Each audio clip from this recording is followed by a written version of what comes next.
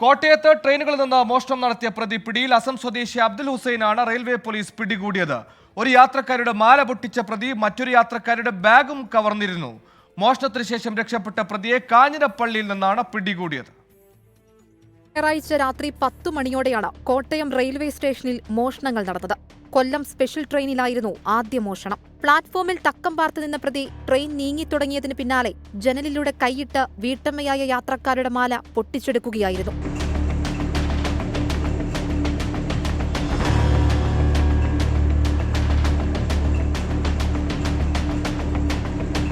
ഇതിനുശേഷം തൊട്ടടുത്ത പ്ലാറ്റ്ഫോമിൽ നിർത്തിയിട്ടിരുന്ന അമൃത എക്സ്പ്രസിൽ കയറിയ പ്രതി ബാങ്ക് ജീവനക്കാരിയായ ഒരു യാത്രക്കാരുടെ മൊബൈൽ അടങ്ങുന്ന ബാഗും കവർന്നു. ശേഷം നാഗമ്പടം ബസ് സ്റ്റാൻഡിലെത്തി രക്ഷപ്പെടുകയായിരുന്നു. ചെങ്ങന്നൂർ റെയിൽവേ സ്റ്റേഷൻ ലഭിച്ച പരാതിയുടെ അടിസ്ഥാനത്തിൽ കോട്ടയം റെയിൽവേ പോലീസാണ് പ്രതിയെ പിടികൂടിയത്. മൊബൈൽ ടവർ കേന്ദ്രീകരിച്ച് നടത്തിയ അന്വേഷണത്തിനൊടുവിൽ ഇയാളെ കാഞ്ഞിരപ്പള്ളിയിൽ നിന്ന് പിടികൂടുകയായിരുന്നു. ഒരു പരാതി കിട്ടി, കേസ് രജിസ്റ്റർ ചെയ്തു. കേസ് രജിസ്റ്റർ ചെയ്ത ടവർ ലൊക്കേഷനും മറ്റു കാര്യങ്ങൾ നോക്കിയതിനു ശേഷം ഇയാളെ ലൊക്കേഷൻ ഞങ്ങൾക്ക് പീരുമേട് കിട്ടിയതിന് ശേഷം പിന്നെ കുട്ടിക്കാനമാണ് കിട്ടുന്നത്. കുട്ടിക്കാനം കിട്ടിയതിന് ശേഷം കാഞ്ഞിരപ്പള്ളി കിട്ടി.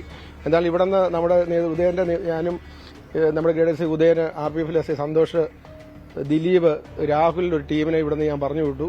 എന്തായാലും കാഞ്ഞിരപ്പള്ളി വെച്ച് കൃത്യം ഈ പ്രതിയെ അറസ്റ്റ് ചെയ്യാൻ സാധിച്ചു.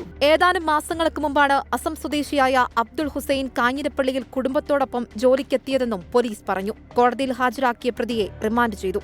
24 കോട്ടയം. 24 അഞ്ചിന്റെ വജ്രത്തിളക്കം.